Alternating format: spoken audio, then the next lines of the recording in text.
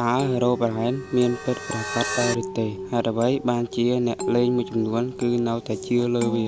ហើយថ្ងៃនេះខ្ញុំនឹងមកបកស្រាយអំពីរឿងហេតុនៃដើមកំណើតរបស់ Hero Brian វាមានដើមកំណើតពីរឿងព្រេងមួយដែលមានឈ្មោះថា Creepypasta ហើយ Hero Brian គឺមិនមែនជាតួអង្គផ្លូវការនៅក្នុង Minecraft នោះទេនៅក្នុងអំឡុងឆ្នាំ